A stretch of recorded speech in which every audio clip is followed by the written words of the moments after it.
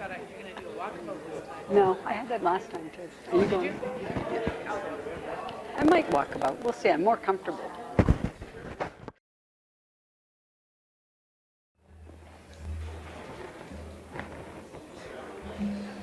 Good afternoon. I think we'll get started. Welcome to our last session of the Northern Housing Conference. Hope everybody enjoyed their lunch. I know I did. I'm full. But I'm sure our next speaker will keep us awake and attentive. I know that she will. Here today we have Roxanne Harper. She's doing a second session for us, and we're happy to have her. And she'll be talking about the different types of housing tenures in your housing. Roxanne? Thank you. Excellent.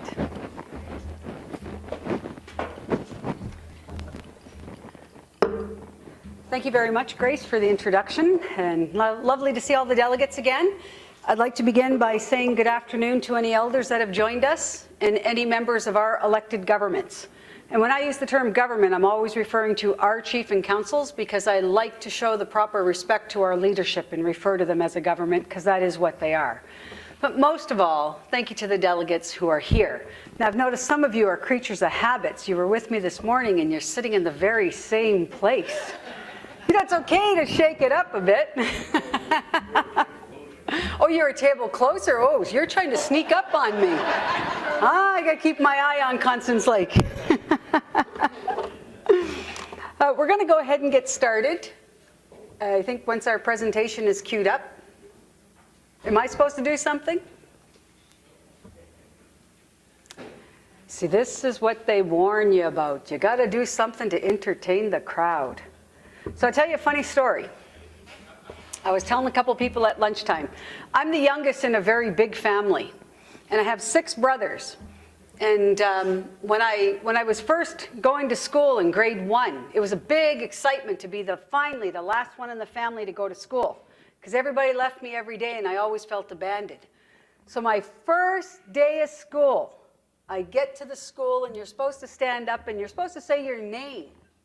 So you got to remember, I got 1 sister and 6 brothers. My whole life I've been called baby. So it comes to my turn, and you have to stand up and say your name. So I stand up and I say, my name is Baby. Well, that's exactly what happened. People started laughing.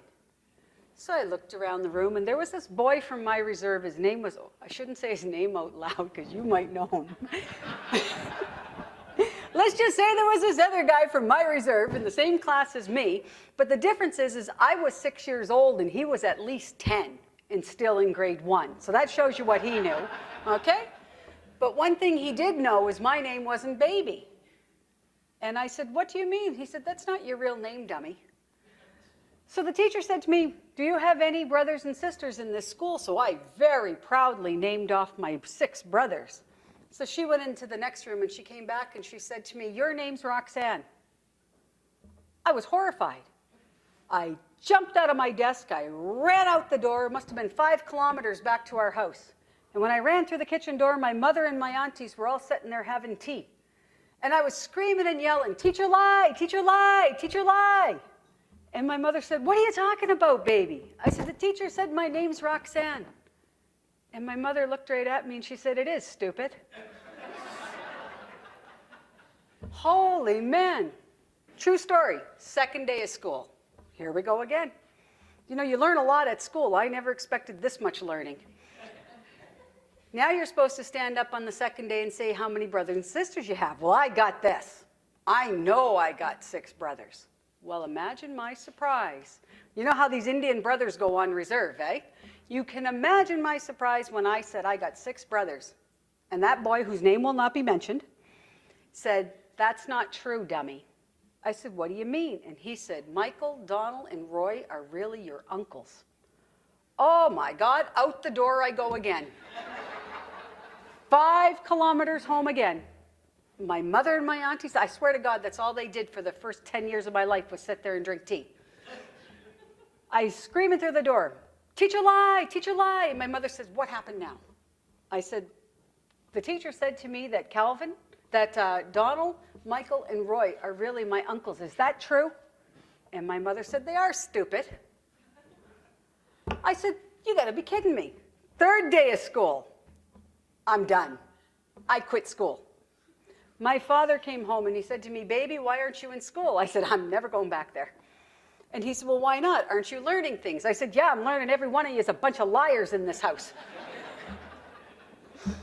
But I tell you that story because what I'm going to talk to you about today is not a lie. We have to start talking about how we manage housing tenures in our communities. And we have to start talking about some real realities for First Nations. Once again, I remind you that the presentation will be available on the website. I apologize that I don't have copies of it here for you, but you will be able to get copies of it by visiting the website after the conference. Housing tenures. Often when I ask First Nations what tenure do they offer, they don't usually know what the word means. And for the last couple of years in Turtle Island Associates, we've been talking a lot about different housing tenures because it does matter. And it is happening.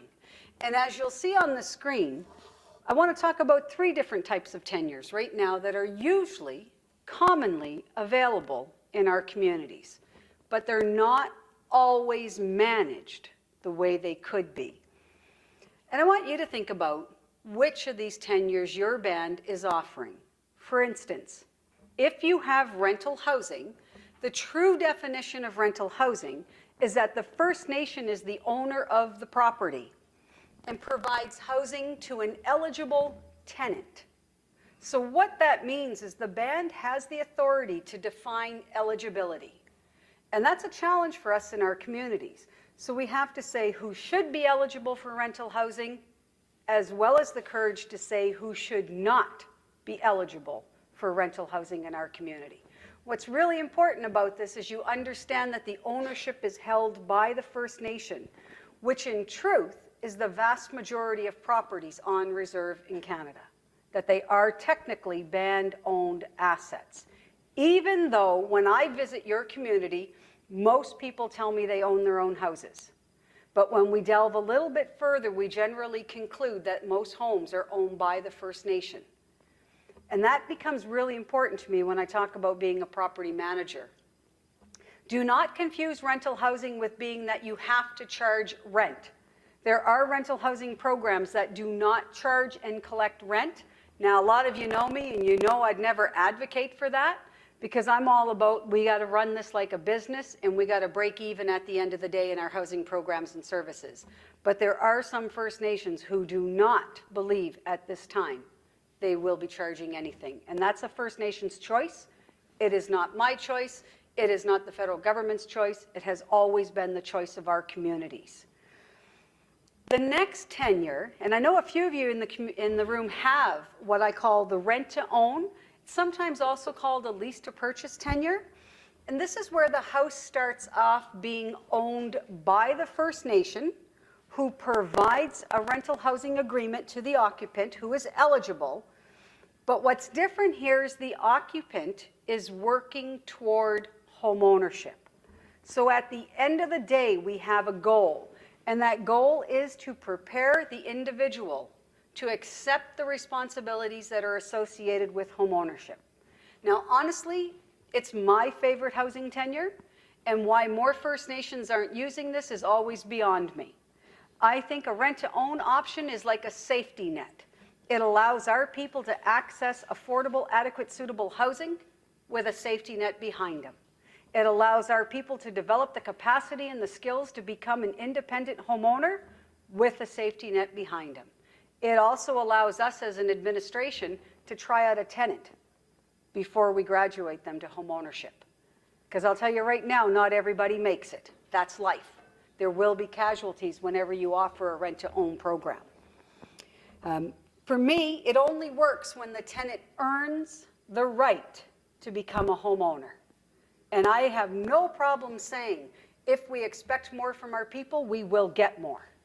But I think the minute we start making excuses for our people and say, oh, they can't do it, we get less. So that's why I love this rent-to-own program. But I get it, it's not for everyone.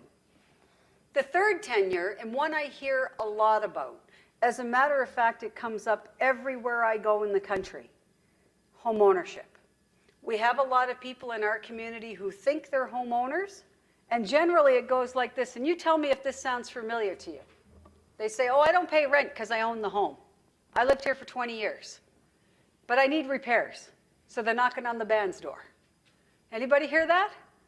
Oh yeah, it's a trick, eh? It's an old trick. It happens to us all the time. I would challenge you, if you design a home ownership program, you can put an end to that. Because you could say homeowners have responsibilities. If you own the home, you have a responsibility to protect your investment in that home. Just like when the band owns the rental housing portfolio, the band has a responsibility to protect that asset. The same theory should carry through to our home ownership programs. The problem that I come across very, very often on reserve is there's no policies or procedures that distinguish the differences between these three housing tenures. And if we, the administration, do not see the differences between them, how can we manage the asset and how can we educate our people on their responsibilities?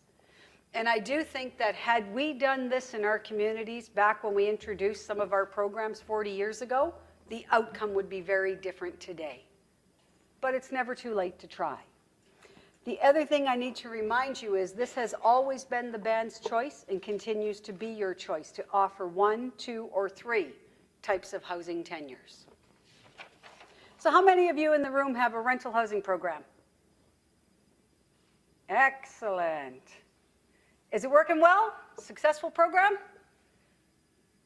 Because I usually say to people, don't be rushing into these other 2 programs until your rental housing program is successful. Okay, because the risk gets a little higher as we graduate through the tenures. Anybody with a rent-to-own program? Okay. You know, the rent-to-own program, I'll tell you a funny thing I'm noticing out there a lot these days is sometimes it's an official program, but more often it's a verbal understanding. And it was often associated with the Section 95 program, where we had a lot of people who believed, for whatever reason, that when the mortgages were paid off, they would become the homeowner. And that's great if you're working that trap line. And if you're not setting them up for eventual ownership, you're going to have a challenge in that particular portfolio. So you might want to think about now, what could you change back home to ensure that the occupants are successful homeowners? Because I would remind you, we're in the housing business. So our business depends on our occupants being successful. And that's what we need to strive for as we talk about the different housing tenures available on reserve. So think about these questions for a minute. I know a little bit about your communities, but you're the experts. So think about the first question. Are all houses and all occupants the same? Absolutely not. Some of you immediately know that. Yet what's the most common type of house we build on reserve? What is it? 3-bedroom, single-family home. Does everybody need a 3-bedroom, single-family home? Absolutely not. And you know, one of my pet peeves is when we build a 3-bedroom, single-family home, we're sometimes missing a whole demographic in our communities, aren't we? And the demographic that often is ignored is the non-elderly singles.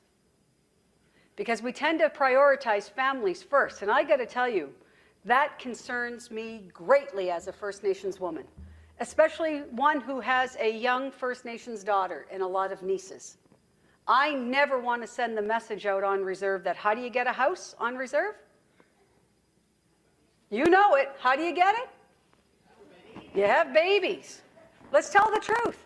There's something wrong with that message, guys. That's not your eligibility criteria, but it has become the way we prioritize housing applications. So it really says to our young people, you want a house? You got to get yourself a kid. I don't know about you, but that worries me greatly about the future for First Nations. And I get why it's happening, because we're missing that demographic of non-elderly single people. And then if we even look at that one step further, if we then house an individual, because it's a young family, sometimes we end up ignoring an interesting demographic then, which is our single men. Because it's easy for a young woman to get a house or a single woman to get a house. She's got to get a family. But we're actually segregating a whole part of our population. So how many of you have single men on the waiting list for housing? Raise your hands real high. All right, so I could go to Batchewana, I could go to Garden River, I can go to Membertou, you're all my cousins. I might go Fox Lake. See this, hey ladies, this is how you cast a trap line. Now we know where all the single men are, okay? So that's where we can go checking out things later on. But all jokes aside, it's true, isn't it? That we see a whole demographic in our communities that is missed. And that worries me because we're not acknowledging that all houses and all occupants are not the same. We need to try a new approach to housing. Not everybody has the same housing needs. Many of our communities are experiencing a population growth. Do you know First Nations have the youngest, the fastest growing population right now in the country are our communities. And that's great. I mean, I love knowing that our numbers are growing as First Nations people. But I'm very worried about the impact on our housing programs and services. And I'm very worried that we're not planning for their needs. But at the same time, we also have an aging population. And we're not planning for that. And everywhere I go in the country, First Nations are telling me, why don't we have a seniors home? Why don't we look at the changing demographics in this community? Something as simple as, and especially for you guys with northern communities, why is it when our people become elders and they're in the last phase of their life, for them to get adequate housing that is supportive for people with medical concerns, they often have to leave the community? And I don't know about you, but I think that's heartbreaking that our elders are being, because of housing issues, having to leave the community. And again, it goes back to we need to think about the true housing needs for all of us back home, including non-elderly singles, including families, including elders, including the disabled. All of these things become an important part of how we manage the tenure. And you may not be drawing the connections yet, but one of the things that I can tell you is if you're going to act like a landlord and you're going to manage your rental properties, there are some First Nations who are moving in the direction of when they manage their rental properties, they reserve the right to move a tenant to a house that fits their household size. So what that might mean if Severio, Grace, and Jennifer here in the front of the room are all my tenants, and Severio is an elderly man living in a 3-bedroom home, he's going to come to me and say, oh, can you modify my house? Because I can't get up and down the stairs anymore. I can't get in and out of the bathroom anymore. Well, I'm a landlord with a rental property. I got to start making some business decisions that if I modify that house that Severio does not own, it's probably going to cost me $30,000, $40,000. When I have Jennifer living over there in a 1 or a 2-bedroom apartment that's ground level. I own both of these properties. Maybe what I should start doing is reserving the right to move my tenants and offer them alternative, suitable, adequate housing.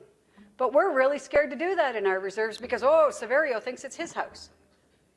And you know why Severio thinks it's his house? Because we're not managing our tenures. We need to say right from the very beginning who owns the property and who manages the property. And I'm dead serious about this. You know, and when we don't do that, that's how we get some of these issues going on where Severio thinks he owns the home. So we can choose the right to manage the asset. And I think the reason we don't do it, and First Nations tell me this all the time, is we have to treat everybody the same. And I hear that, and I'm sometimes a little bit of the devil's advocate. I say, but do you? Do you treat everyone the same? And the answer to that is no, and we all know it. Sometimes we got to ask some tough questions back home. I may be reluctant to move a tenant out of a property because he feels it's his home. And I do not treat everybody the same as long as I'm ignoring other people with their housing needs in our communities, as long as I'm not building more houses to accommodate the demand that exists in the nation. So I have to recognize right off the bat that I cannot treat everybody the same. What I have to strive for is equality in housing, to make sure that all members, not just the chosen few, but all members have access to affordable, suitable, and adequate housing for them. And that's a bit of a balancing act to do, guys. And of course, do your housing needs change? Absolutely. Some of us in this room have already experienced changes where our housing needs have been different from what they were 10 or 15 years ago. You know, so sometimes Let's have a good example. For those of you with adult children living at home, raise your hands. Hey, guess what? Sometimes they move out. Yeah, I finally got rid of mine. Don't tell her. Holy, I forget this is being webcast. She's probably watching. I love you, but I'm glad you're gone. So, I mean, things do change. Children come, children go, they move out. But of course, children do come back sometimes. Our extended family comes home sometimes. Things do change in our community, and that's okay. What we have to try to do is design programs and services and housing that also change to address the needs that are altering in our communities. So should you offer different housing options? Absolutely. And in my mind, some of the best options are where we design a First Nation community that offers an opportunity for people to move through different housing tenures. For instance, what's very common in other societies is people start off as a tenant in a rental accommodation. And when they do really well, they then have an opportunity to apply for rent to own. And if they do really well in a rent to own program, the eventual goal is home ownership. In my world, I would love to see that happen in more communities, but I recognize it means more work for the administration, and it does present some challenges for both the administration and our leadership. And some people tell me it costs more money, but I'm not convinced that it costs more money. I think at the end of the day, it might actually save us some money if we prepared our people for their obligations that they enter into, and if we had the courage to say, you're not ready. But it's funny, we don't like to say those kind of things on reserve. Instead, we proceed with it, and we almost allow our people to blindly go where they should not be at this point in time, because they are simply not ready. So you have to think about, how does your band manage your housing tenures? So some of you have rentals, some of you have rent to own. How many of you have different forms of home ownership? Yeah. You know, the funny thing about home ownership, I know Member Two's got this one nailed down, because Jen and I spent a couple years on this one. But the thing about home ownership is a lot of bands have it, they just don't treat it any differently than their rental program. And that's okay if you can afford to do that. But I'm not so sure if that's what your band intended with a real, genuine approach to home ownership. So you need to think about this in your own community. And, let's see. Here's where I get a little bit different from what other people will tell you. But it's okay, because I like to be different. I'd rather be all alone going in the right direction than with a crowd going in the wrong direction. So I'm okay with being different. I think when it comes to managing housing tenures, the first thing that we have to talk about is our choices to make as a First Nation community. And one of the first choices I think we should make is a separate housing policy for each program. And yet First Nations all over the country will show me their housing policy. And in that one policy, they'll be referring to anywhere from a tenant to a homeowner, going back and forth. And I'm like, I don't even know what's going on here.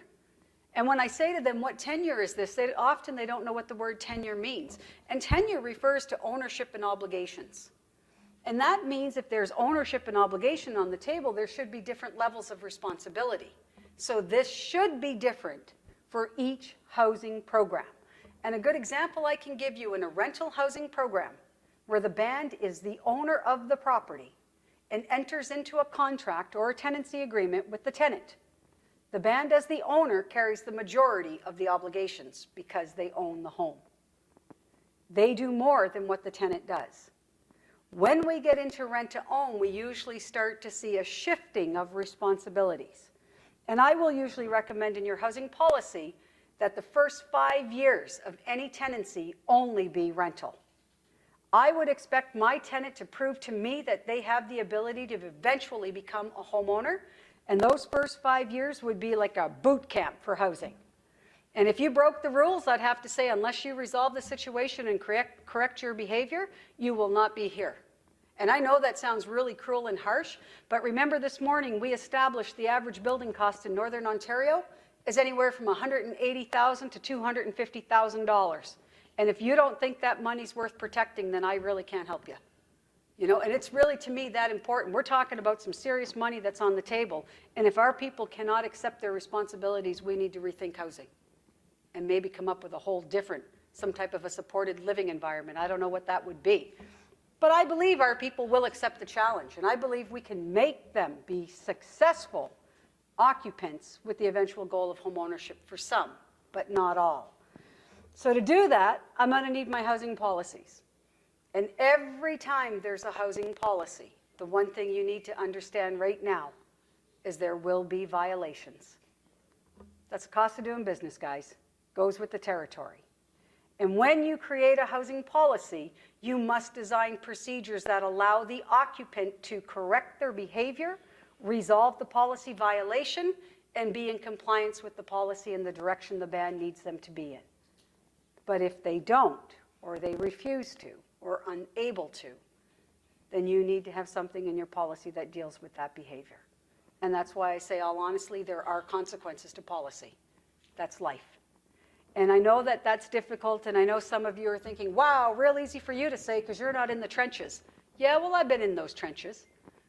Some of you know, that's why I don't work for my own band anymore. Because 29 years ago when I said, hey, maybe we should charge rent, people were like, what? Stop talking crazy. I came to work one day and there was all these little old Mi'kmaq elders lined up to see me. Hey, I don't know about you, but then no good can come of that. And they suggested I should look for new work, and I'm like, oh yeah, I guess so, eh? And that's okay if your community's not ready. Maybe you have to change your policy to support where your community's at now. But I know a lot of your communities, and I do think you can expect more from your members. And when you expect more, I do think you'll get more. But you've got to develop the policy that supports that. You've got to sit down and write it into the documents. But policy alone is not enough. Like, it really isn't. Policy is just a piece of paper, and at the end of the day, it's really nothing more than a tool. There's no guarantee with our housing policies. It's just one piece of the puzzle. Another really important piece of the puzzle is to start to look at our housing budgets and develop a sustainability plan. And a housing budget means we have to start budgeting for everything. Our loan repayments, our maintenance, our repairs, our replacement reserve funds, contingencies, all kinds of things have to be planned and budgeted for, including, and some people just look at me like, what are you, crazy? You also should be budgeting for bad debts, especially those bands who charge rent. So I see Garden River and Batchewana, really a couple of pioneers when it comes to sustainability, because I know those two communities have worked hard to get there. They're shaking their heads saying, yeah, we need to budget for bad debts because it's a cost of doing business. If you're going to be a landlord, sooner or later you're going to have a bad debt. Where are you going to cover that off from? So I think in your property management plan, I would budget for the bad debts. I would budget for arrears. But I would also have really, really, really strict collection procedures that put an end to arrears in a very short time. Because I'll tell you right now, there's not enough money in the world to budget for all arrears. We cannot do that. Instead, we have to develop a budget and a sustainability plan. That means housing can stand on its own and not bleed other parts of the administration or the community. And I won't embarrass you by saying who has an economically sustainable housing program now, because I know it's few and far between. But I will ask you, how many of you think your community is worth fighting that hard to develop an economic sustainability plan? Absolutely. And if you're not shaking your head, you must be new to housing, and we'll keep you after class for a little bit. We got a special workshop for you. Just kidding. That's a little housing humor, When you work in housing a long time, sometimes things are funny to us that aren't so funny to you. When it comes to also, when we think about sustainability plans, we have to think about the future. Not just today, but in 5 years, 10 years, 15 years, 20 years from now.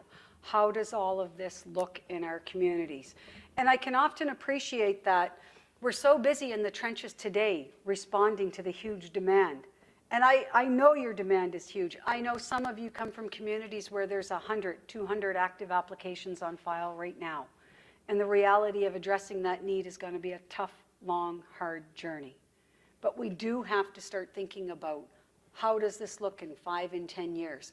And when we talk about plans like that, I do know one community who one day they looked around their reserve and they realized that they had a lot of people, contrary to what the popular belief is, because most of us talk about overcrowding. And that's a big problem on reserve. But there's also another little problem in some communities, which is where people are overhoused. And what that means is we have some people who are single people, and that's okay. It's not their fault. Things happen. Kids move away, whatever. Now you're all alone living in a 3 and a 4 bedroom home, and you're technically overhoused. So this is where we could think, how would we manage the tenure differently? And if it was a rental housing program, you might try to relocate them to a home that fits them better. If it is a rent-to-own program or a home ownership program, it's unlikely that the occupant wants to give up their equity that they've built in the house. But I know one band who's saying to and they're mostly elders who are living in 3 and 4 bedroom homes with full basements, and the elders are struggling to carry the financial cost of being a homeowner. So the band has offered to them to say, we're going to enter into a new program for homeowners. We're going to offer you a renovation grant. As a homeowner, you can apply for the renovation grant. The grant comes from own source revenue. We will lend you $30,000, $40,000. It's a forgivable grant over a 10-year period. You will, and to earn the forgiveness, you have to agree to put an ensuite apartment in your basement and rent it out to somebody on the waiting list. Now, what's interesting about this approach is it's being done without any federal government support. It's the First Nation finding their own solution. So what's happening in some of the situations is the elders are developing their homes, putting an apartment in the basement, and then they're renting out the apartment to a grandchild or a niece or a nephew. And in some cases, it's working out really, really well. And we've even seen a few situations where the family unit has blended so well together that the young people are helping the elders with things like wood chopping, basic home maintenance. So it's working out pretty good. But there's been a few casualties along the way too, where it's sometimes not always possible to blend a family like that. Sometimes it's not always possible to alter people's lives. Like maybe the elders resented having young people in their basement. But the funnier one was some of the young people resented having the elder in their business. Visiting them often. You know how that goes. You all got a grandma. But for the most part, it was this type of creative solution where a band finds, how can we manage our own tenures and solve our housing problem along the way? Now, I know you're probably still thinking, but it was a forgivable grant. And it was forgivable as long as the elder continued to offer the basement apartment out for rent to a band member who was in need. But the minute the elder evicted their band member, the loan was called. And the elder had to start making a payment to the band of $300 a month. It's a pretty interesting way to do business. So it guaranteed that the band was not going to not have a benefit from this program. So they were able to offset some of the names on the waiting list, and the elders were able to also generate a revenue for them because the occupant did pay rent, and they were the homeowner. So something to think about. How could we try different things? But most of us don't think that long term, and we need to. If you're building a house this year in 2015, I want to know, what are you doing with it in 2035? You have to start thinking about these kind of things. Hopefully the house will be there. And it will be there if you manage the asset at this point in time and also manage the tenure behind the asset. The other thing that you have to think about when you manage housing tenures is, in all honesty, what support can the First Nation offer? What can we do? We know we can't do everything. We know there's not enough money in the world to do everything. And we know that people will need some support. And I sometimes see First Nations who will develop a housing program that has a renovation loan that goes with it. So if you want to borrow money for renovations from the band, then they can hook you up. But not every First Nation can afford to do that. I also know a lot of First Nations who will say to homeowners, if you would like to participate, and we heard that last night in the Nakatchewan example where they have a maintenance fee program, which is voluntary. It's not a mandatory approach. More and more First Nations are doing it where they say, if you want to participate, as a homeowner in our maintenance program, you can pay us a maintenance fee and we will guarantee to deliver you maintenance up to that annual dollar amount. So you pay $100 a month, guaranteed to get $1,200 a year of services out of the band. The challenge with that is, though, is limiting it only to the $1,200. Anything over and above that you should be invoicing for. The other challenge is educating our people on what a service call really costs. Because most people underestimate the value they're getting from the band. So have we got a maintenance guy in the room? Okay, I need you to come to Ottawa. I got some work that needs to be done. Hey, we should have the next Northern Housing Conference near my house, okay? And I'll let you use my house as an experiment even. So if you're a maintenance guy, somebody calls you up because they got a plugged toilet. And you go over there and you unplug the toilet. How much does you think that costs Garden River? How much would it cost if I had to bring a plumber in from Sault Ste. Marie? Why? Yeah. And yet, are our people any less qualified? Absolutely not. But you know what? This is what we got to start thinking about. If that costs $60 for the Garden River First Nation to go over there and unplug a toilet, where's that money come from? And this is where I say if you manage your tenures, if this is a rental unit or a rent-to-own unit, assuming it's not tenant damage, then you go over as a landlord and you accept your responsibilities. But if this person is a homeowner and they're calling the band office, you need to have a policy that says, we will provide service calls to homeowners, but at a fee-for-service basis. We need to bill out for these things. Why? Because again, housing is a business, guys, and we're losing a lot of money. The problem that we have is the expectation and the dependency on the First Nation is growing astronomically. And we can't always provide the level of service that people want. So if I was creating a home ownership policy for you, I'd be saying you need to start charging for service calls. It's really that simple. And if nothing else, it minimized the financial debt that the band is dealing with. And if you're successful over time, you might even create a new revenue stream for housing. Because after all, as we just said, you can either pay Garden River $60 or you can hire a plumber from Sault Ste. Marie for probably at least double that. So it's a homeowner's choice. And I think we need to look at those kind of creative approaches with housing. But I do think if you're going to provide services based on tenure, you need a really strict housing policy. And one of the first things that should be in the policy, especially on your rental, is any occupant damage or neglect will be billed for. Bottom line, I don't care who you are. I don't care, if you're a single person with no income and you break a window, you bought a window. I don't care if you're the chief. You break a window, you bought a window. Yeah, I know, I'm already looking at unemployment. That's cool. When I get fired from my fictional community, I'm going to work in Garden River. Yeehaw! But we have to start to step it up that way, guys, in terms of managing the properties. And when we manage the properties, we manage our people. And in doing so, we also manage the financial debt that the nation is encountering. So we need to look at what support we're offering. Before they move in the home, the support should happen.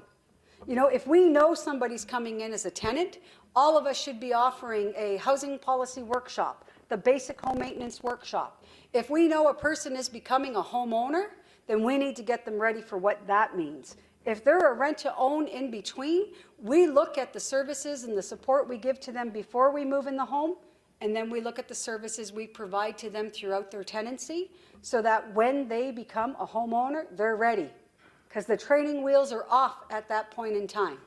So for those of you with a rent-to-own program, I invite you to consider something, this is a crazy one, maybe you should send a letter once a year to all your rent-to-own occupants and tell them how much that house is costing the band, especially in terms of maintenance, repairs, insurance. Why? Because you might be transferring those responsibilities to them when they become a homeowner, and they need to be ready, so there are no surprises. And what all of that is about is the First Nation begins to define ownership and obligation. And I hear a lot of people who talk about roles and responsibilities, but I kind of like ownership and obligation because to me, it sounds more exciting. And I also find a lot of places I go in the country, people tell me, oh, housing is a treaty right. I'm not a treaty expert. I'm not going to pretend to be a treaty expert. But I can tell you, if you believe this is a treaty right, as First Nations people, we have a responsibility to protect our rights. So that means protecting your home if that's what you believe. I, on the other hand, am all about obligations. I think every one of us has an obligation back home. But when it comes to housing, we need to start defining that. So I ask you to consider what I have here in terms of ownership. First question I always ask is, who owns these homes? Are they rental units or are they home ownership units?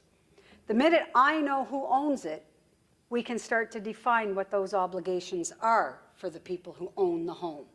So either you're a landlord and you have a lot of obligations, and I take a real high road on that because I find a lot of First Nations blame the occupants. One of the crazy things I hear all the time, and maybe you've heard this too, is people always tell me, I can't get my tenants to pay rent. How many of you are struggling with rent right now? Yeah, come on, don't you lie to me. I know this is the #1 problem in Indian country right now. And everybody says Indians won't pay rent. You know what I'm starting to think? We won't collect rent. It might be that simple. We're putting all the blame on the occupant, but when's the last time you knocked on a door? When's the last time you made a phone call? When's the last time you went over and explained the housing policy and the legal contract? It goes both ways. So ownership and obligation defines who does what. So if I own the home, I have the right to grant occupancy. As the owner of the property, I choose who occupies it. You may think that that's insignificant, but how many times have you gone into work on a Monday morning and found out you have a new tenant that you didn't even know about? But somewhere over the weekend, Jennifer decided she was going to move away, so she gave her house to Grace. Grace comes in Monday morning and tells me she needs a door. I'm like, who are you? Yeah, she says, well, I live over there. I'm like, no, that's where Jennifer lives. Well, she gave me her house over the weekend. Off reserve, that kind of crazy stuff is called trespassing. In our community, it's a way of life. And it is a way of life because we're not managing our assets properly. So we need to cut down on these house transfers, okay? Call them whatever you want, but we need to control them in our communities. So if I'm the owner, I grant the occupancy. And I also, as the owner, have the authority to decide if the house gets altered or if anything gets repaired or renovated. I am the owner. I make those decisions. But yet every day I hear about tenants who are modifying or renovating their rental units. And sometimes it's to the detriment of a band-owned asset. And we need to think about this. And I think it happens because we say, here's your house.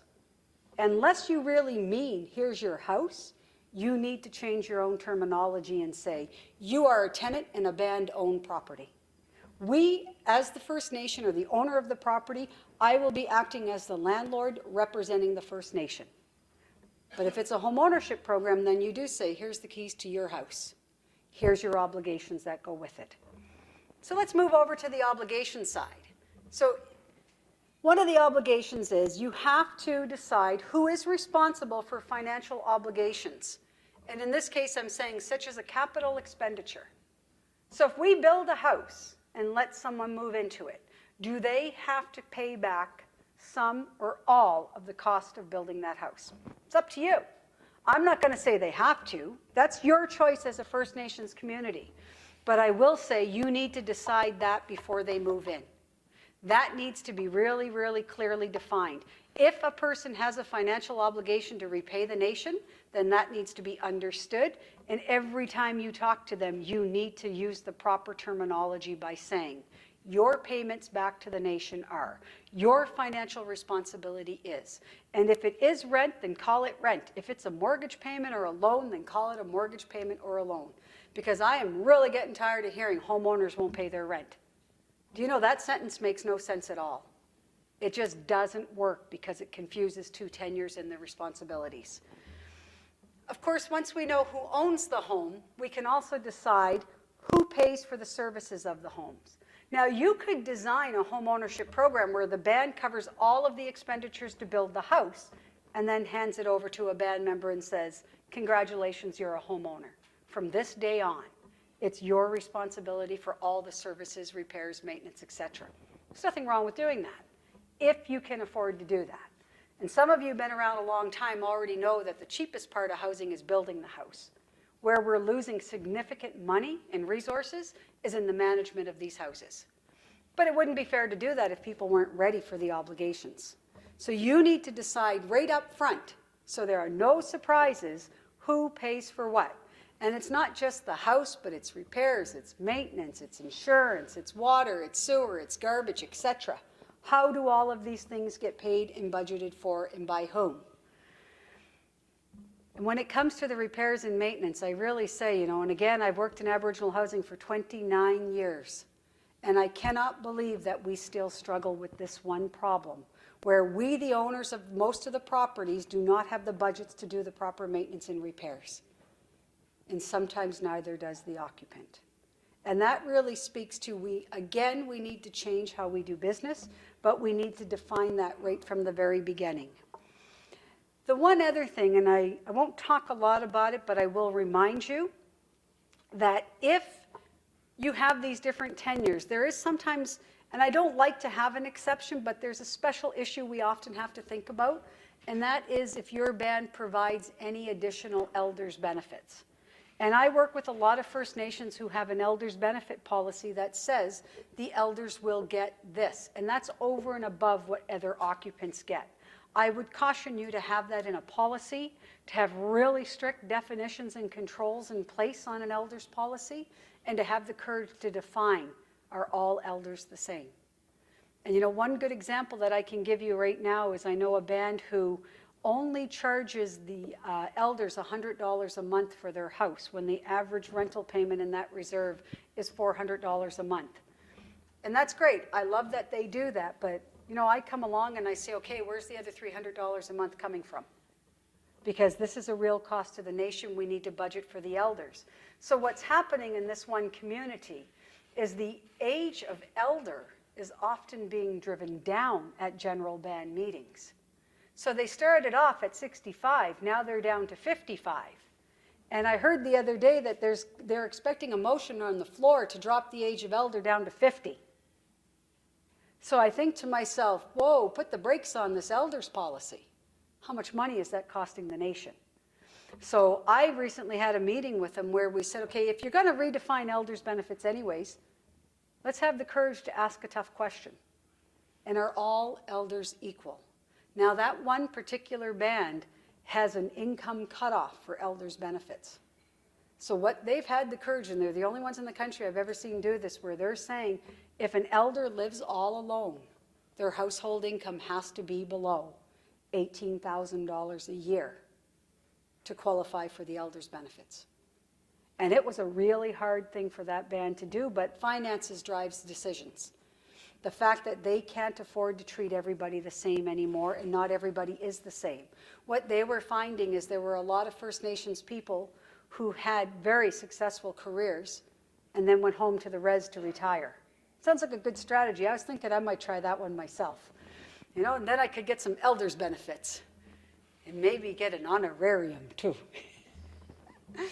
But what's driving is the economics behind a policy like that, where you think, whoa, can you really afford to do it? But to have the courage to say to elders, we're going to income test, it's a pretty tough thing to do publicly. And how they succeeded in doing it is they had the elders benefit policy redefined by the Elders Council. And it was a tough couple of days of work for them to do. But they needed to know the bottom line financially, and they needed to know the projections, and they also needed to know that the elders benefit was limiting them from moving forward with their youth housing programs. And that's the kind of things we look at when we manage housing tenures.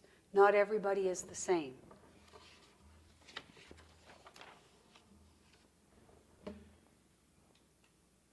Financial considerations. We talked a little bit about a sustainability plan for both current and the future. The only thing I know for a fact in life is nothing ever stays the same. It's always changing. And one example, and it was a Northern Ontario community, and I won't say the name of them out of respect for their leadership, but one time they told me nothing ever changes there. And I had been in that community about 5 or 6 years ago. And then I had the privilege of going back there recently. And the chief said to me, "Hey, nice to see you, Roxanne. Welcome back. Nothing's changed." And I heard him say that, and I thought, wow, he really believes that. So when we met in council chambers, I said to the council that your chief has told me nothing changed. What do you guys think? Do you feel that way? And they all said, yeah, nothing ever changes here. And I said, with all due respect, gentlemen, what if I was to prove you wrong? And they said, well, what do you mean? And I said, I was here 6 years ago. And when I was here, you had 100 homes in your portfolio. Today you have 97. You lost 3 homes from your rental housing portfolio because the homes have been condemned and are no longer safe to live in. That's a change. Not a good change, but that's a change. And I said, and when I was here previously, because I kept a report from that meeting that I did with them, and I tabled the report from 6 years ago and said, if you look through that report, you'll see that your housing staff told me you had 45 names on the waiting list for housing assistance. Today, there are over 80 applications for housing assistance. You've almost doubled the demand. Something changed. And I said, but perhaps one of the most telling tales of all is 6 years ago, your non-payment of rent was sitting at $110,000 or so.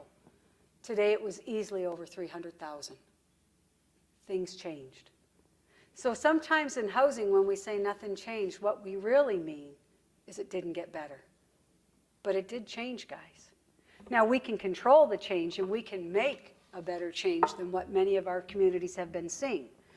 And I think one of the ways to do that is, if your housing programs today operate at a deficit, then you should plan for that. Because I'll tell you right now, if I was your housing coordinator, I wouldn't be hung out to dry every year. All I ever hear is, oh, housing runs a deficit every year. Well, then you should start planning for that deficit. You should take a look at your housing policies and ask why. You should take a look at the enforcement of your policies and ask why. You should take a look at the available resources that a First Nation has and ask why. And if at the end of the day you still cannot make these projects viable, then you should go back to your chief and council and say, we need a sustainability plan. We need to budget for the deficit. You can control a deficit. And if not, it controls the band. And that worries me greatly. So when you change your policy, one of the first things I look at in housing policy is collection procedures. A lot of First Nations tell me they charge rent, but they lack the collection procedures to actually collect it. Those two things have to go together. A fear of you're guilty, it's okay. It's not a confession. Plus, I already know who you are. But it's true. Policies and procedures go together and support this. We also have to say, if we are going to do something like collect rent, there needs to be a consequence. And unless we have consequences for policy violation, we will not change anything. And again, a good example, and I bet you some of you had this in your own personal life like me. When I was a little girl, I was always up to something. And my mother used to threaten to kill me at least once a week. She'd say, Roxanne, Harper, I'm going to kill you. And then one time I was 4 years old, and she said she was going to kill me in the grocery store, and I started laughing. And I couldn't stop laughing, and she said, why are you laughing? And I said, because you're such a liar. And she said, what do you mean? I said, you tell me all the time you're going to kill me, and I'm still here. I wasn't afraid of that anymore. I knew my mother would never do it. So, it's kind of like, if you tell me when I don't pay my rent you're going to evict me, I laugh at you. Because you're not really going to do it. You need to take that away.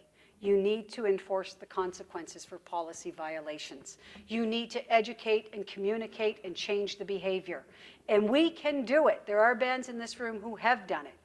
And changing the behavior really is a conditioned response. How many of you in this room have a driver's license? In your own name. Just checking, hey. I know we can get up to some pretty clever things in our communities. But if you have a driver's license and you're driving down the highway and the speed limit is 100 kilometers, how many of you are going 120? Don't lie. Okay, so I'm not the only one with a need for speed. I get it. So we're going 120 kilometers. Some of you are going more, okay? And when you see the OPP, what do? Besides you Fox Lake guys, you might see the RCMP, unless you're speeding in our province, okay? But if you see the OPP and you're going 120, what do? What? Yeah, well, you're such a rebel. How many of you slow down? Why?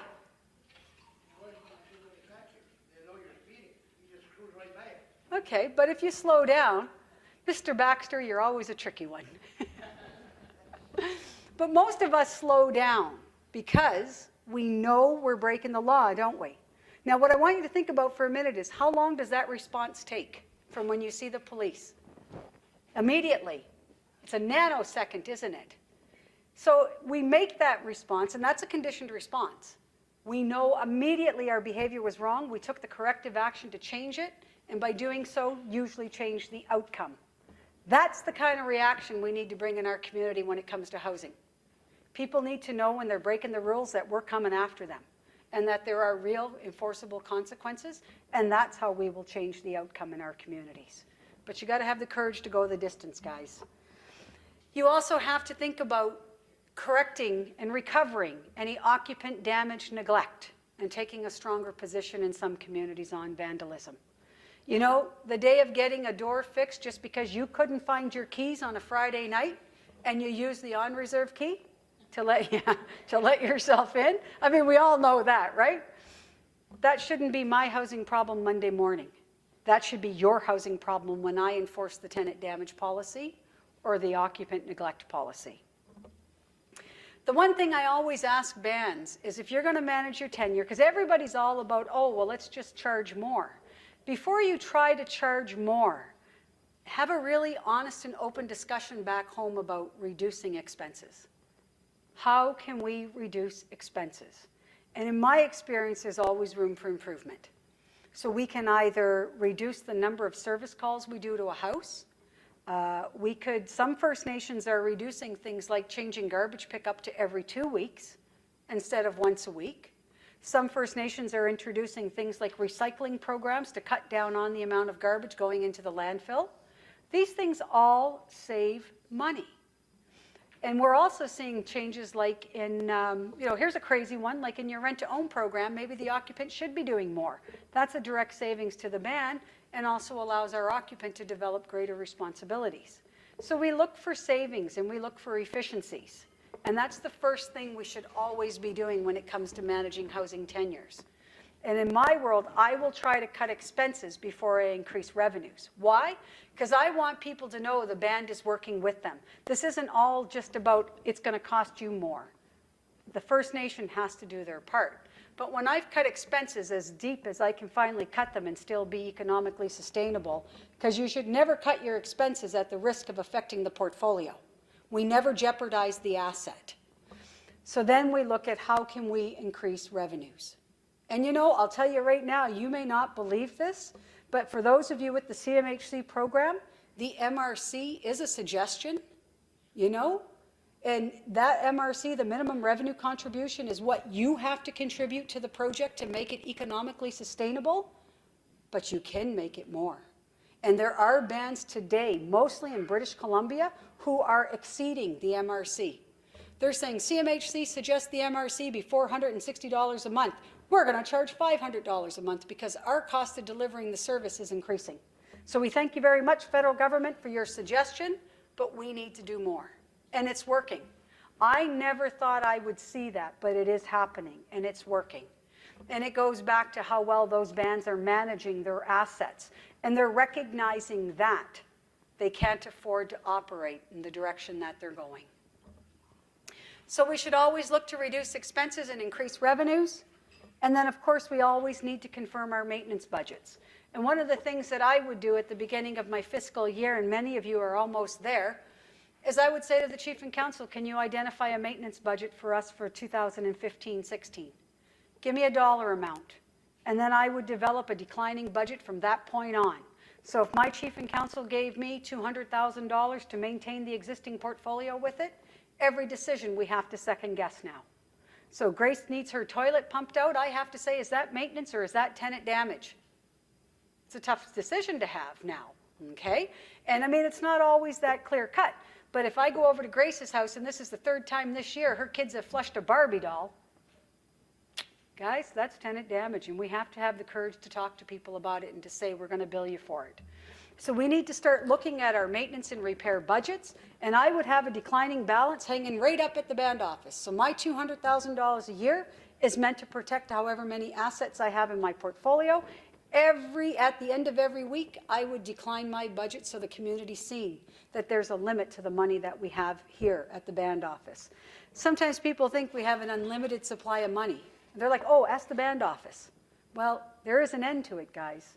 Many of us have reached the end of the budgets, and now we need to start justifying our spending and being accountable.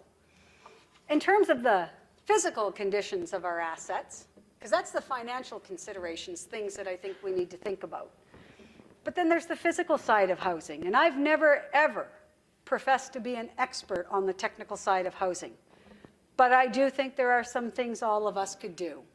And one of the first things I think we should implement on reserve in every community, regardless of your tenure, whether it's rental housing, rent-to-own housing, or homeownership, is a minimum property standard.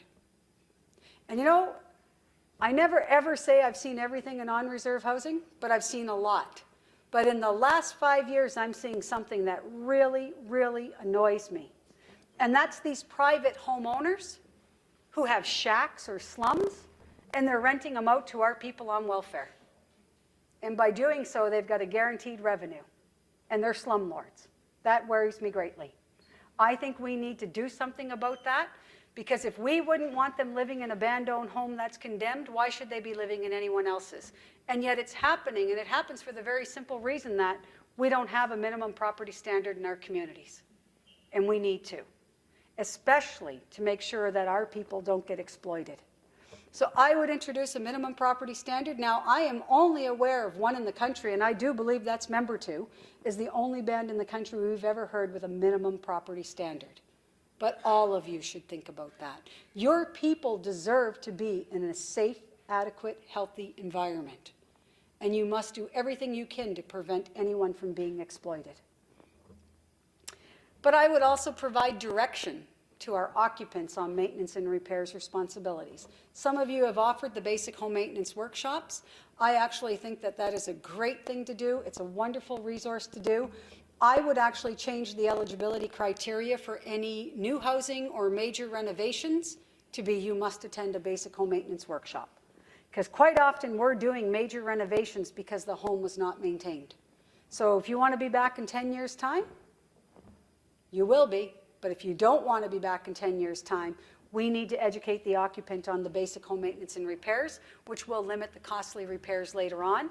And we also, by that simple workshop, we can start to educate our people that it's not normal to get a renovation every 5 years. I mean, I only hear this on reserve. You know, I have people come up to me saying, my house is 11 years old and I never had a renovation yet. And I'm like, that's pretty normal. You know, off reserve, most houses don't get renovated till they're 25 years old. It's only on reserve do we see that kind of stuff happening. And I think it happens because we're not maintaining the homes. So we should look at that. If you own the asset, and I mean you, the First Nation, you should be going out and checking the condition of the asset on a regular basis. If I was your property manager, your housing coordinator, I'd be conducting unit condition reports on every band-owned asset, including homes we had an interest in. So if this was a Section 10 where the band has an interest in that property, or if you've built a home under the First Nations Market Housing Fund and you have an interest in the property under the guarantees, then I would be checking out that home once a year to make sure that the asset was being protected. But again, we don't always have the resources to be able to do that type of work. Minimum of once a year. Some people, though, to be honest, will need maybe 3 or 4 visits in a year. But as people accept their responsibilities, we could then start backing off to every 2 or 3 years. If they pass their unit condition reports, you don't need to go every year. If they're a really good occupant, then hey, you congratulate them and say, I'll see you in 2 years. Put your resources into the houses that really need to be monitored. And of course, you should develop and follow your property management plans, which are plans that forecast expenses and the work that needs to be done to the portfolio.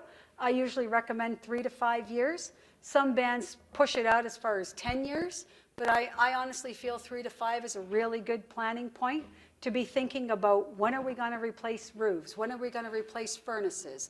When are we going to replace siding? We need to start thinking about the replacement of our capital items in these homes to make sure that they last. And of course, you need to address once and for all the issue of tenant damage or neglect without exception. No more excuses. We have to stop making excuses for people's behavior and say, you will be held accountable for your actions. You will be responsible. And on that note, I always remind First Nations that we house adults. The people that you're doing business with are adults. And somebody told me recently, but you know what, Roxanne, it's not his fault he can't maintain the home. I was working with a community where a band member has had 3 house fires because of his addictions problem. And the community tells me it's not his fault. He has an addictions problem. So I'm an outsider looking at the problem and I say, yeah, I get it. And if you really want to help him, you need to put him in a supportive environment. Because if he set the house on fire 3 times already, it's only a matter of time before he hurts himself or someone else. And if I'm a landlord, I don't want that on my conscience. So I have to go back to the very beginning of this presentation and say, our housing needs changing. And the answer is yes. We need to change with them as a First Nation community. We have an obligation and a responsibility to plan for changing housing needs. If we keep doing what we always did, we'll always get what we got. Nothing changes, guys. It's a new day and a new way of doing business.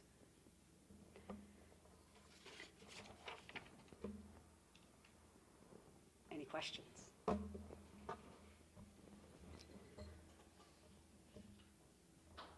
Questions, concerns, observations? Come on, we still got time to talk.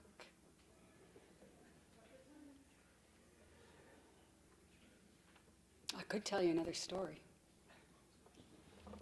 I'll tell you a story about a rabbit and a snake while you're thinking of a question for me. One day deep in the forest is a rabbit and a snake. And they're kind of walking along like this, eh? So they sort of collide into each other. And the rabbit and the snake hit one another. And the snake says, hey, who are you and what are you doing in my way? And the rabbit says, I don't know who I am. And the snake says, what do you mean you don't know who you are? So the rabbit says, well, I'm blind. I don't know what I am. What are you? The snake says, well, I don't know either. And isn't that funny? Because I'm blind too. So they think about this. What are the chances that a rabbit and a snake, who are both vision impaired, would bump into each other in the forest? So the rabbit says to the snake, you know what? Maybe we can work together on this. Maybe we can figure out what each other is. And then through that, we could perhaps coexist. So the snake says, isn't that an interesting thought? How do you think we could do that? And the rabbit says, well, maybe we could feel each other and describe what we're feeling, and then maybe we would figure out what each other was. Well, the snake says, that just sounds great. I'll go first. So the snake goes over and he feels the rabbit, and he starts to giggle a little bit, and he says, oh, you're kind of chubby. And you got a funny little tail on your bum, and you got these real long ears and some little whiskers on the side. I think you must be a rabbit. Wow, the snake is so excited because it's the first time in his life he knows what he is. I mean, the rabbit is so excited, so the rabbit's jumping around, and he's like, woo-hoo, I'm a rabbit. So the snake says, hey, come over here and feel me and tell me what I am. So the bunny comes over, and he puts his little bunny paws on the snake, and then he kind of steps back, approaches him cautiously again, puts his long bunny ear against his chest, and steps back again. And the snake says, what's going on? And the bunny says, well, I'm not quite sure, but when I put my little bunny paws on you, you feel really cold and kind of slimy. And he says, and when I put my long rabbit ear to your cold chest, I don't hear a heartbeat. You must be a housing coordinator. Just joking. You see, and you thought you were getting some words of wisdom, eh? Any questions about managing tenures? Yeah, I'd like to share, I guess, what we face in our work is that the relationship today, has changed, and then there's no marriage, and there's a lot of common law, and a lot of breakups, and we're getting agencies writing letters to the department to our program, say, this member, the mother needs a house, and then the man, I need a house, and there's no court orders or, legal advice or lawyers and then they put the onus on the housing manager in the program in the administration the ban on the bandit, that's right, the bandit people. But how do you deal with that? And here's our team here today. Let's share this workshop. Try to accommodate that, and then we present this to our leadership and administration for your opinion.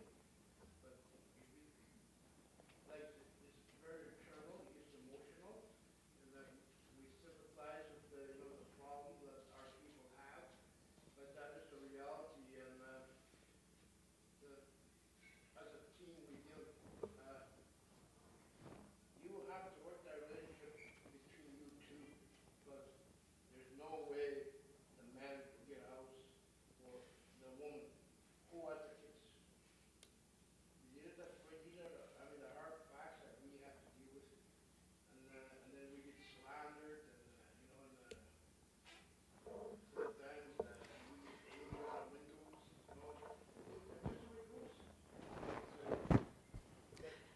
We do our best, the housing managers and the staff, and they have to understand where we come from because of these legislations and the regulations and the impact of the involvement, what's there.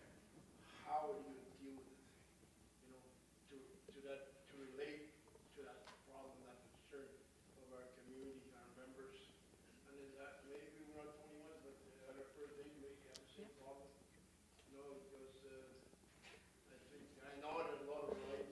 I know that human rights isn't First Nations. I know it's there, but then again, as Anishinaabe people, we're supposed to deal and know our problems and help each other deal with, but it's not happening.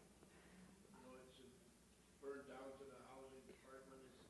It's very, very emotional. I would suggest to all of you that you become familiar with the mandatory legislation, being MRP, which is the Matrimonial Real Property Law. It is now legislation. The best way for you to become familiar with this, in my opinion, is to contact the First Nations Lands Management Association, which is the home of the Center of Excellence for MRP. If you go to their website, they have suggested wording for housing policies. They have workshops that you can attend. And in some cases, not all, but in some cases, they have been willing to work with the First Nation on their housing policies regarding MRP or come to your community to do workshops. It is now mandatory legislation, so the days of saying, hey, take your blanket and get out are over. And I would also remind people that one of the things that concerns me about MRP is it almost being viewed as a woman's issue, which it is not, okay? It is a community issue, and it's sometimes viewed as if one of the spouses is a non-native, and that's not true either. They're a non-member, and that's a big difference. So you need to be very familiar with that legislation, and you need to consider it for all 3 tenures. Because some people have said to me, oh, MRP only matters when it's home ownership, but that's not true. Under the mandatory legislation right now, even if you have a non-member occupying a rental unit, you can't just serve an immediate notice to vacate. Under that legislation, if it's a rental unit, you must give a minimum of 180 days notice to vacate. before you actually sever the relationship. And that's now law. So you need to know how that law affects all 3 housing tenures: rental, rent-to-own, and homeownership. So with that, I had, a year ago, I had an elder pass away, and his wife is still living in that unit, and she's not a Fox Laker. And we've been going about trying to get her, with her other reserve, to get her a new place, because she's not being rented. So it's just, that'll be the best way to do it. Well, but you also have to have made an honest attempt to try and resolve the issue. You should adopt a policy that includes MRP. And you need to have something like that in your policy so that you are following the legislation. But First Nations are doing it, and they're serving the minimum notice. Though I will remind you, a lot of First Nations treat that as just the minimum. Some First Nations are saying, and it's a business, right? So if, in this case, it's a little different because she's not accepting her responsibilities. But if the non-member is accepting their responsibilities, and they might be one of the few are, you should make a business decision and say, why would we terminate this agreement? Because sometimes the non-members are some of our best occupants. And I've seen that happen more often than I would ever have expected. So you don't have to sever the relationship. But if the band needs the unit back, and probably you do need it for another qualifying member, then you need to have a housing policy and you need to follow the legislation. And it is a minimum. But a lot of First Nations are saying, we'll give you 1 year, especially. And you know, because this person has been in our community, you know, there's a difference between being a member and being a resident. And in a lot of our communities, we've tried to protect the social fabric of the nation, and we've tried to say that this person has lived here for 20 years, and what is the right thing for us to do.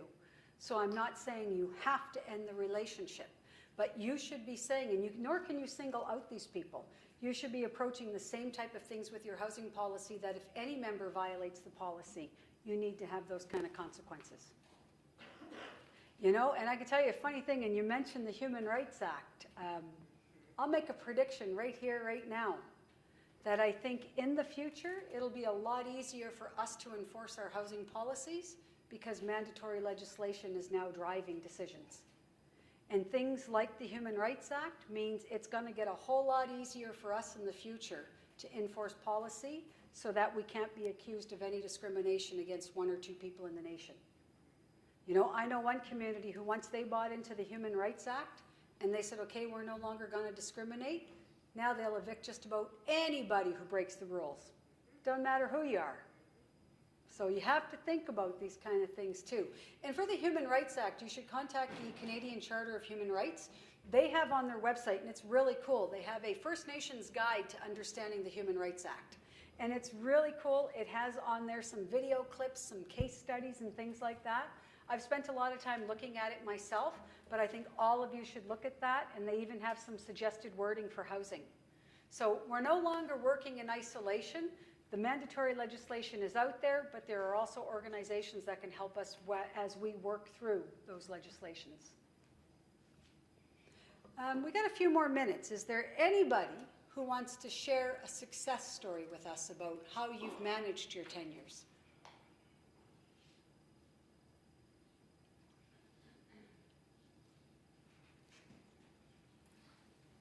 How about if I tell you I'll give you something if you share? How about if I sweeten the deal? What's that? Who's talking? Well, I'm just talking there, our experience, I'm representing you know, we try to educate them and with the process and the protocol. And believe it or not, you know, people, we're from, you know, it's not to feel sorry or anything.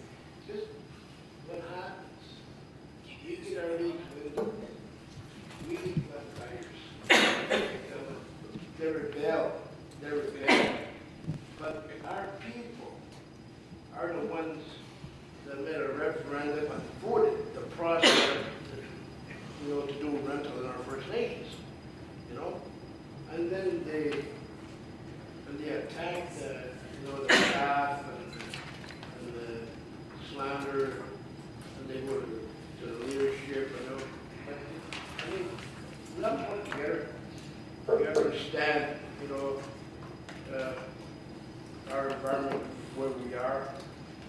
live and all that.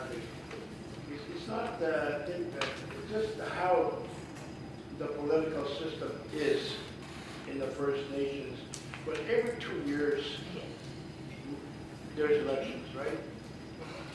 How often do we have a repeated chief or human councils that keep in? And they see what hurts the system is the more who's being nominated is run. Believe it or not, vote for me, there'll be no right. It happens. I heard it, and people get voted on those promises, and that sours the program. You know, it kills it. We've known each other a long time. We've had a lot of good discussions over the years, and I'd never say you're wrong, because I know there's a lot of truth to that. But first of all, I want to give you, I promised you a prize, so here you go, catch. Woohoo! So I did give you a prize, but I also want to tell you that, you know, when these things happen, and they do happen in our communities, they happen to all of us, we keep going, we educate, we communicate. Surrendering is no longer an option. And I can tell you, if you're going to work in housing, every day you got to make some tough decisions. And you got to decide if today's the day we work harder and we do it all over again, or is today the day we give up? It's a tough decision. And I know that most of you will work harder, and I've known the Constance Lake team over the years. You just keep working harder. But I do thank you for sharing the truth with us, because that's our reality. Okay, but I'm not giving you anything else. Our team, we tried to do 3 months workshop open house. Like our last workshop, we took ice breaks. We took pictures of the damages, you know, in the homes, in the new homes. Everybody go back over there. Go back over there. Look at those pictures. Look at those pictures. So what you see, that's what we work with, or what we deal with. And for you to physically see what's happening in the pictures. Now, that's how we do it every day. You see it now, you support it. So, you know, that's where you got to believe the housing, what we do. You know, but it's embarrassing, but there's sort of physical damage. What we talk about, that we're not lying. Here it is. Picture says 1,000 words. Okay, who else wants to earn a prize? I need one more story.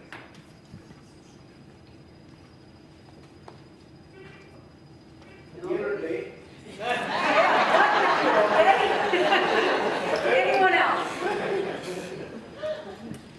All right, well, how about I shoot it over to our friends from Fox Lake. They visited you all the way from Manitoba. How about that? We don't want them going back home thinking in Ontario we weren't friendly, all right?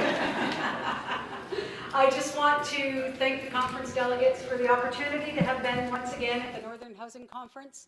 I welcome these opportunities, look forward to it, and you definitely have been the highlight of 2015 for me so far. I look forward to seeing many of you in future workshops up in the next couple of months. I want to take my hat off to the conference organizers. Once again, incredibly well done. And to all of you, may you travel home safely to your community and to those you love and care for. And I will look forward to seeing you again. And I'll say, Walalin, Upnamal Tiskil. Thank you. I have nothing else to give away. I know, all my stuff is